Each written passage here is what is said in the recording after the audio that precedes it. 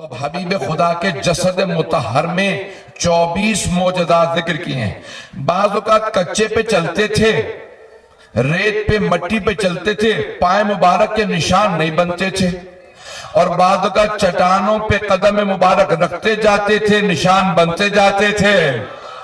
جب پوچھا صحابہ نے یا رسول اللہ یہ آپ کے کچھ جگہ پہ نشان بنتے ہیں کچھ جگہ نشان نہیں بنتے، کہا مجھے پورا اختیار ہے کہاں میرا نقش پا رہے کہاں نہ رہے۔ جسے پاؤں کے نشان پہ پورا اختیار ہے اسے دلوں پہ کیسے اختیار نہیں؟ توجہ ہے زیادہ کرام ہے۔ اب حبیب خدا کے جسد مطہر سے متعلق، جسم مبارک سے متعلق جو معجزات لکھے ہیں ان میں سے ایک معجزہ لکھا ہے کہ رسول خدا کے بدن مبارک سے جو پانی مس کر جاتا تھا وہ شفا کا سبب بنتا تھا۔ تو صحابہ کرام جب پیغمبر اسلام وضو کرتے تھے، پیغمبر کے بدن سے مس ہوا وضو کا پانی زمین پہ گرنے نہیں دیتے تھے۔ توجہ سے سنیے گا، جب پیغمبر اسلام وضو کرتے تو صحابہ اس پانی کو تبرکن لے جایا کرتے تھے۔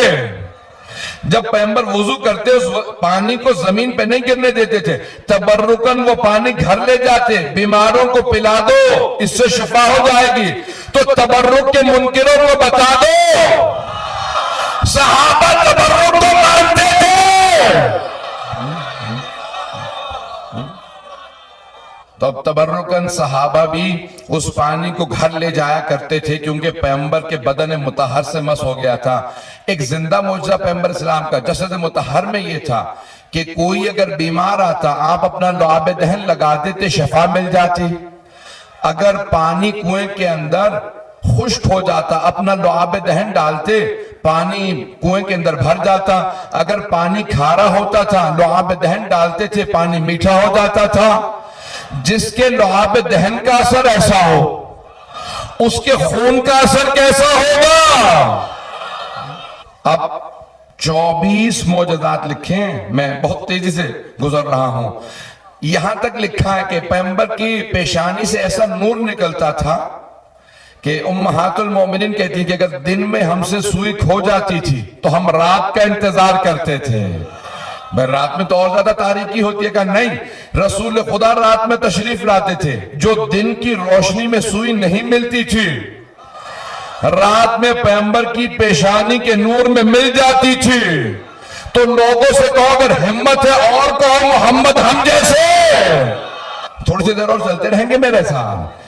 یہ جسد مطہر میں معجزات حبیب خدا کے بتائے ہیں کہ جب جناب رسالت میں آپ چلتے تو تمام کے تمام مخلوقات شجر حدر مدر تمام کی تمام چیزیں جھک کے بتاتی کہ ہم تعظیم جانتے ہیں حبیب خدا آ رہے ہیں۔ آپ کے سامنے درخت جھک جایا کرتے تھے، جہاں سے آپ گزرتے وہاں پہ درخت جھک جاتے تھے۔ جب آپ پتھروں کو ہاتھ پہ رکھتے تو وہ تسبیح کرنے لگتے۔ کچھ دیر کے لیے سنگریزوں کو ہاتھ پہ رکھتے وہ کہتے سبحان اللہ الحمدللہ لا الہ الا اللہ اللہ اکبر۔ سنگریزوں کو کچھ دیر کے لیے ہاتھ پہ اٹھاتے وہ تسبیح کرتے تھے۔ اور جنہیں گود میں پالا ہو، اے مسلمانوں یہ وہ پیغمبر ہیں جن کی ہاتھ پہ اگر پتھر بھی آ جائے تو تسبیح کرتا ہے۔ ان کی تعظیم تو کرو جنہیں پیغمبر نے پالا ہے۔ پیغمبر کے بہت سے معجزات لکھے ہیں، یہاں تک روایت میں الفاظ یہ ہیں حق الیقین بحار الانوار اصول کافی کے کتابوں سے پیش کر رہا ہوں تاکہ ذہن میں شبہ نہ آئے۔ حبیب خدا کا ایک معجزہ یہ لکھا کہ جب تمام افراد سفر میں اکٹھے پیغمبر کے ساتھ چلتے تو جہاں پیغمبر سوتے تو لوگ دیکھ کے بتا دیتے تھے کہ یہ رسول خدا سو رہے ہیں، یہ محمد مصطفیٰ۔ جبکہ رسول خدا پورے بدن پہ چادر اوڑھ کے سوتے تھے، سر سے لے کے پاؤں تک پورا بدن ڈھانپ لیتے تھے، پھر بھی لوگ دیکھ کے بتا دیتے تھے یہ محمد مصطفیٰ سو رہے ہیں، دیکھ کے بتا دیتے تھے۔ لوگ پوچھتے کہ کیسے پہچانتے ہو؟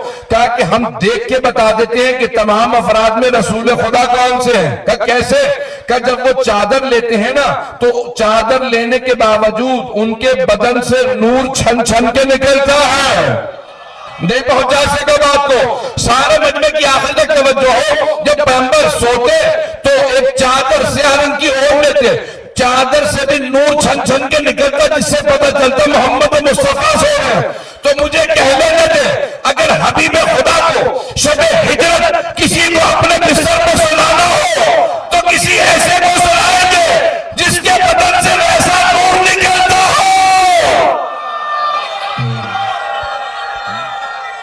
تو مجھے کہہ لینے دے، جب حبیب خدا کے بدن سے ایسا نور نکلتا ہے، شب ہجرت اگر کسی کو اپنے بستر پہ سلانا چاہیں تو کسی ایسے کو اپنے بستر پہ سلائیں گے جس کے جسد مطہر سے ویسا ہی نور نکلتا ہو جیسا پیغمبر کے جسم سے نور نکلتا ہے۔ ایک اور بات کہہ لینے دے، وہ جو دیکھنے والے تھے وہ شیعہ نہیں تھے، جو شب ہجرت پیغمبر کے بستر کو دیکھ رہے تھے جب امیر المومنین سو رہے تھے، وہ شیعہ نہیں تھے، قریش کے سرداروں کے نمائندے تھے۔ بار بار جھانک کے دیکھتے، کہتے تھے ابھی محمد سو رہے ہیں۔ بھئی 19-20 کا فرق نہیں تھا نور میں، وولٹیج میں بھی فرق نہیں تھا۔ ان کا نور زیادہ، ان کا کم، پتہ نہیں توجہ ہے یا نہیں۔ بہت سے لوگ پتہ نہیں کیا کچھ کہہ جاتے ہیں، رسول خدا کا قد بڑا تھا، علی کا قد چھوٹا تھا، اسے کہنا تو کیمرہ لے کے وہیں کھڑا تھا۔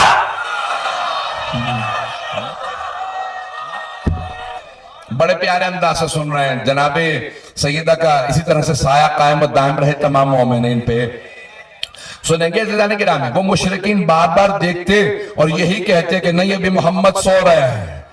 دیکھنے والے مسلمان نہیں تھے، مومن نہیں تھے، علی کے شیعہ نہیں تھے، لیکن دیکھ کے یہی کہتے تھے نور وہی ہے۔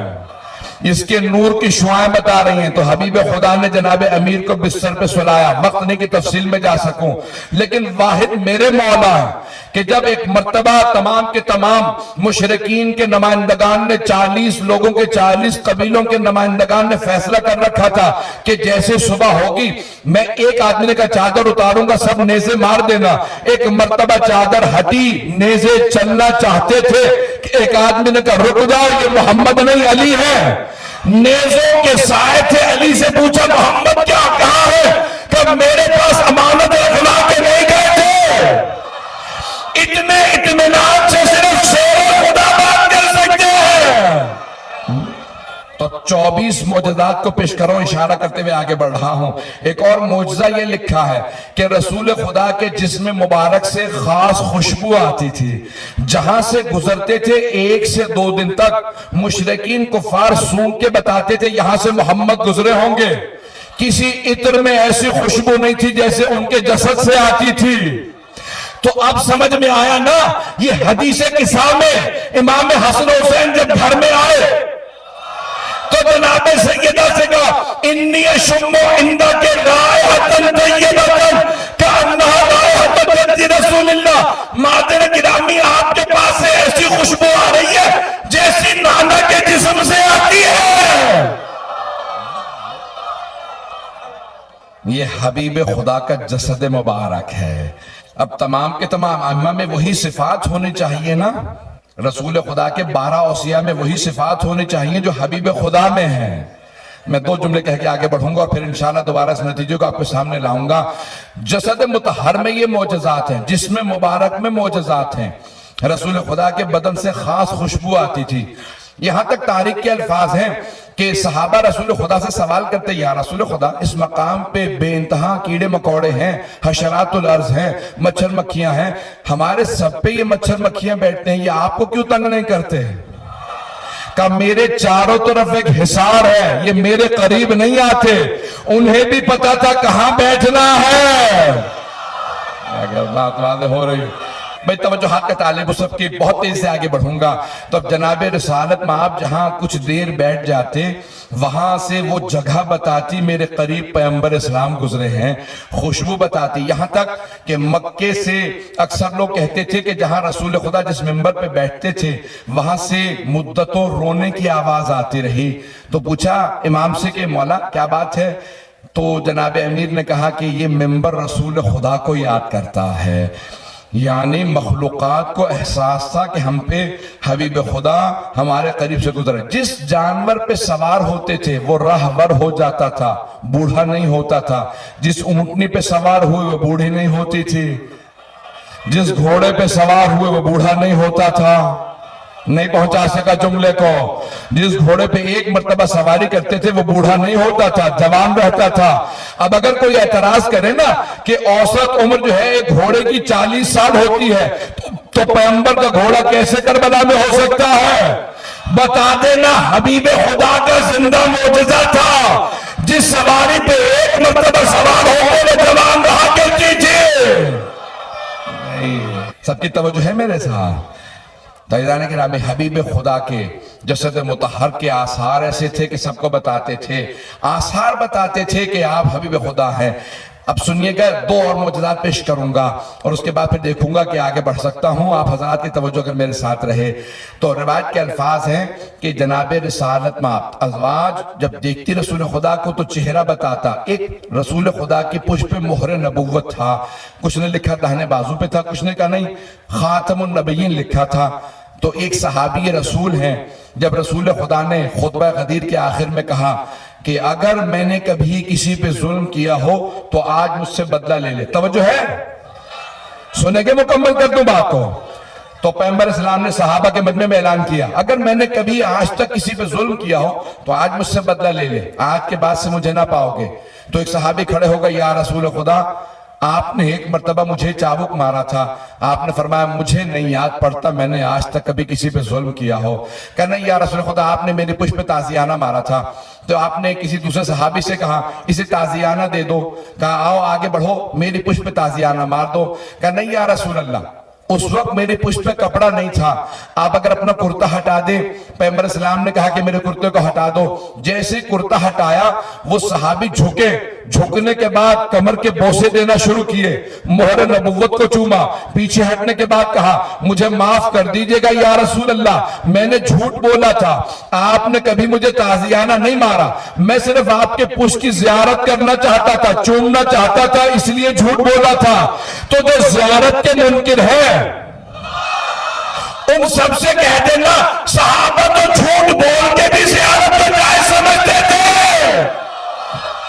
बस एक आखिरी पहलू को पेश कर रहा हूं मेरे भाइयों, मेरे बुजुर्गों, मेरे बच्चों। जनाब हबीब खुदा के तमाम मोजज़ात में आपको आपकी रसूल खुदा की आल हमेशा आपसे वाबस्ता नजर आएगी। अब यहाँ पे जनाब उम्मे हबीबा हैं, बहुत रुतबा है जनाब उम्मे हबीबा का, ज़ौजा रसूल हैं रज़ी अल्लाह अन्हा, बहुत मकाम है। फतेह मक्का पे बाप ने फैसला किया कि मैं भी मुसलमान होना चाहता हूं। अबू सुफियान की बेटी थी, पूरा खानदान दुश्मन रिसालत था, लेकिन हजरत उम्मे हबीबा ईमान ले आई थी, हिजरत करके मदीने गई, रसूल खुदा ने ज़ौजियत में लिया। अब इशारा करते हुए आगे बढ़ रहा हूं, मुझे पूरा यकीन है अपने मजमे की हुस्न समात पे कि सारा मजमा पहुंच जाएगा। जब फतेह मक्का पे मजबूरन बाप ने ईमान कबूल किया तो बेटी से मिलने के लिए गया। जैसे पहुंचा तो कहा कि बेटी मिलने के लिए आया था, कहा आइए तशरीफ रखें। जब बैठने लगे तो कहा बाबा जान रुक जाए, अभी यहां नहीं बैठ सकते। एक मर्तबा बिस्तर को हटा कर बाबा जान अब बैठ जा।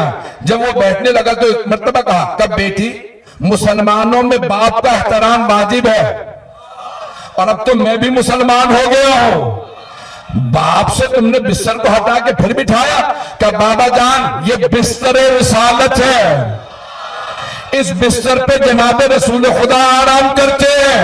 मैं आपको भी जानती हूं जनाब रिसालत में आपकी मारिफत में रखती हो, आप इस लायक नहीं कि बिस्तर रिसालत में बैठे, तो मुझे कह लेने दे जो बिस्तर रिसालत में बैठने की सलाहियत नहीं रखते वो मिंबर रिसालत में